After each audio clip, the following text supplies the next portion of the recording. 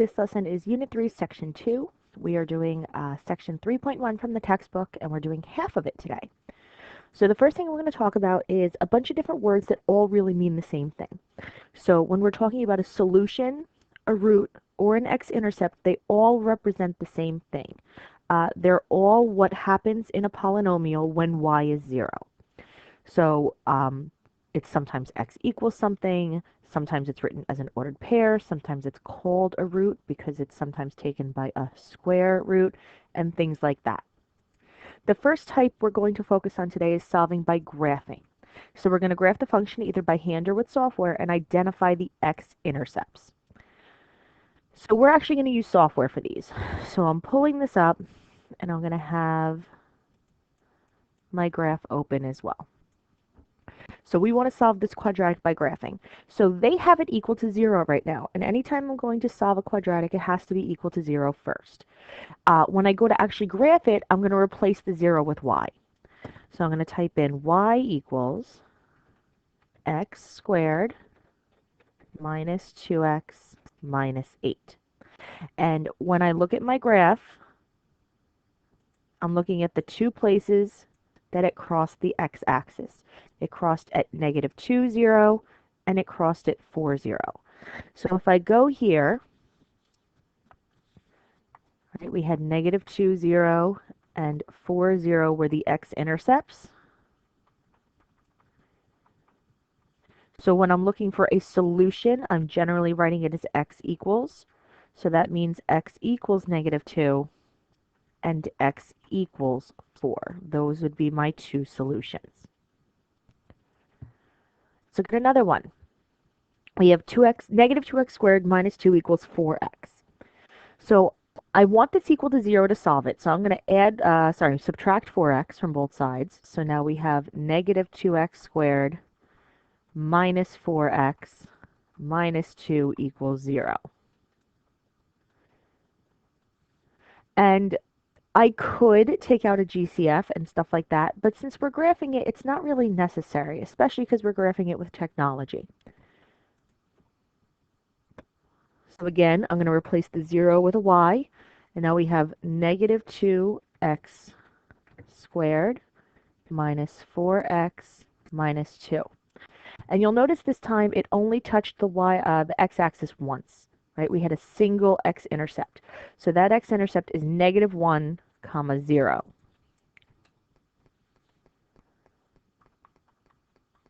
So that means there's only one solution. It happened to be a repeated solution, but there's only one solution of x equals -1. So you're going to go ahead and try the next two. All right, I'm going to pause and I'll show you the answer.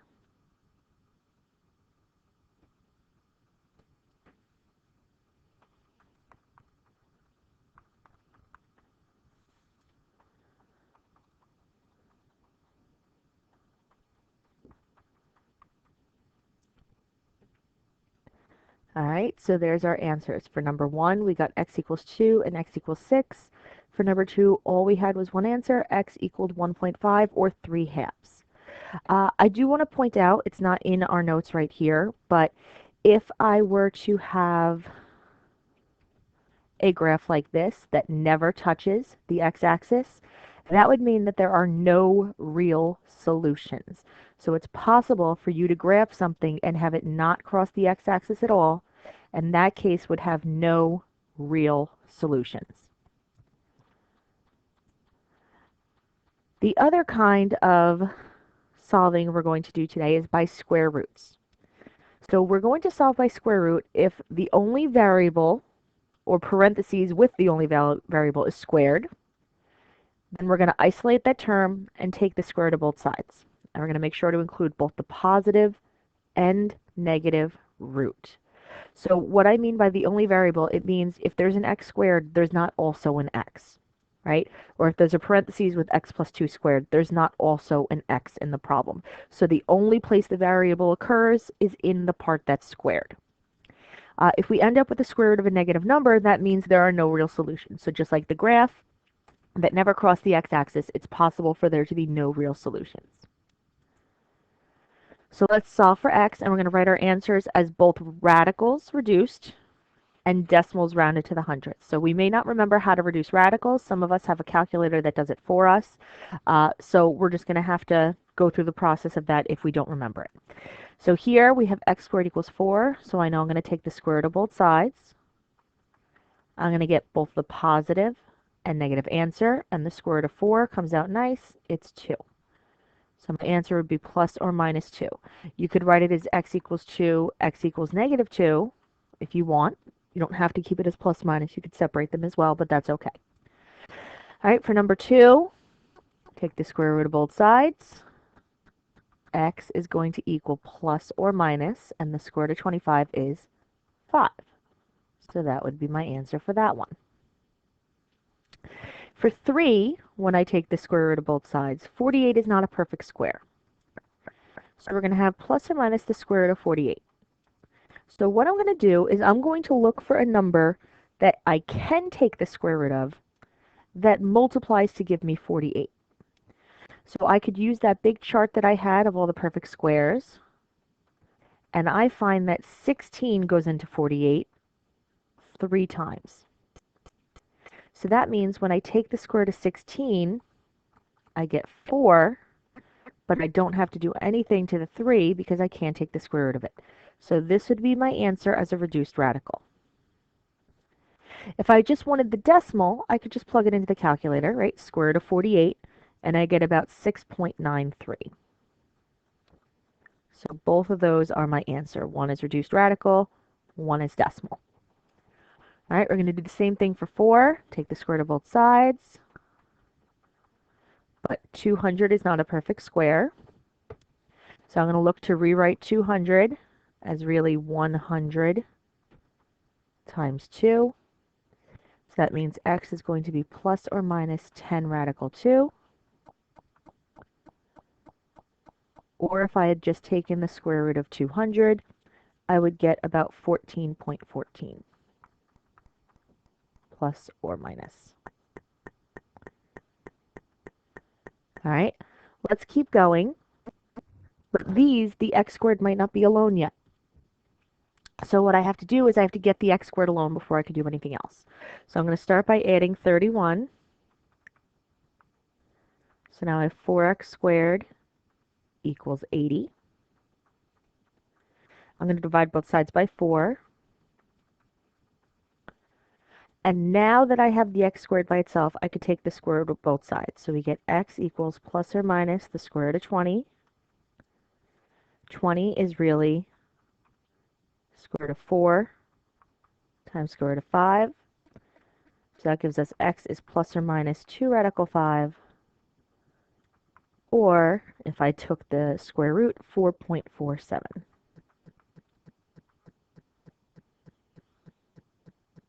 All right, let's look at B. I'm going to start by subtracting the 9. I'll divide by 3. And now when I go to take the square root, I get the square root of negative 3. So that means there are no real solutions.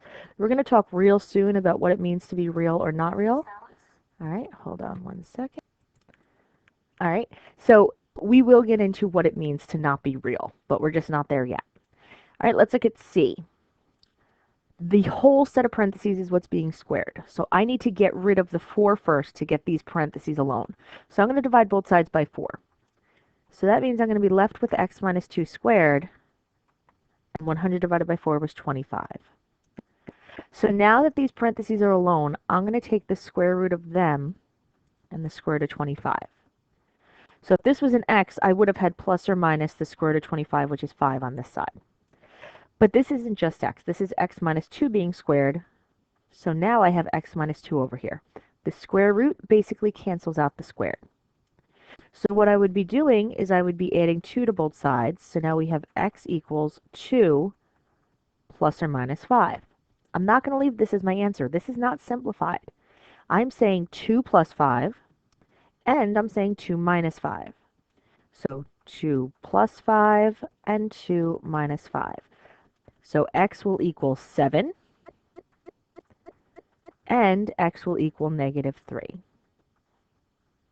All right, no radicals here to worry about. Those are just my answers. In part D, I have a 2/5 to get rid of. So the opposite of 2/5 over the reciprocal is 5/2. So we're going to multiply by that. So we're left with x plus 3 squared equals 10. So I'm going to take the square root of both sides.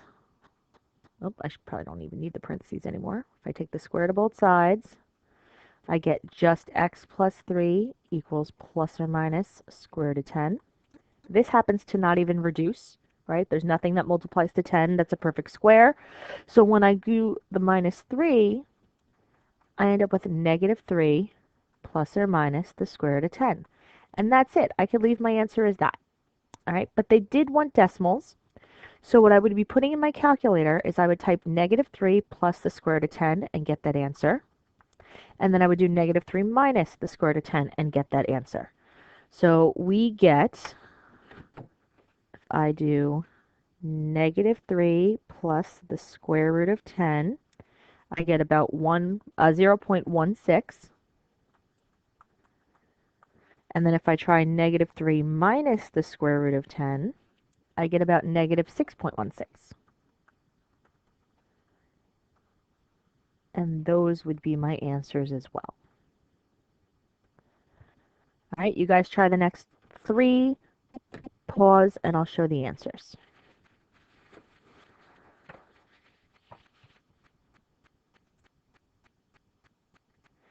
All right, so here are our answers for 3, 4, and 5.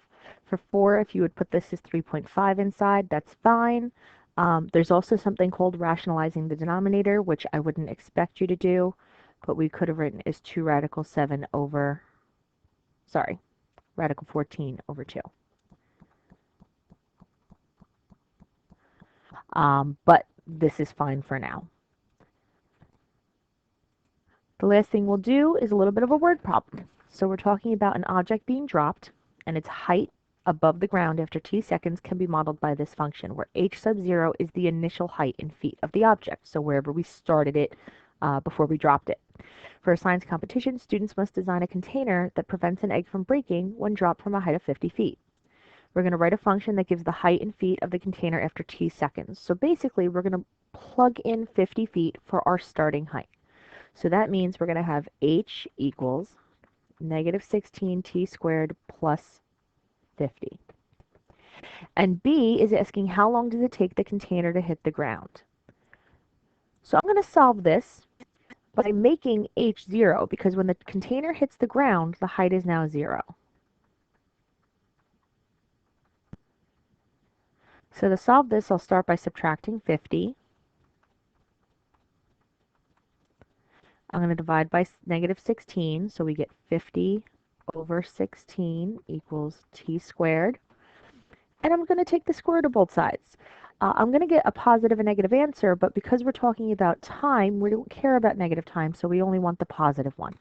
So if it helps, do 50 divided by 16 first, and then take the square root of that. So we get about 1.77 seconds. And that is day 1 of text section 3.1.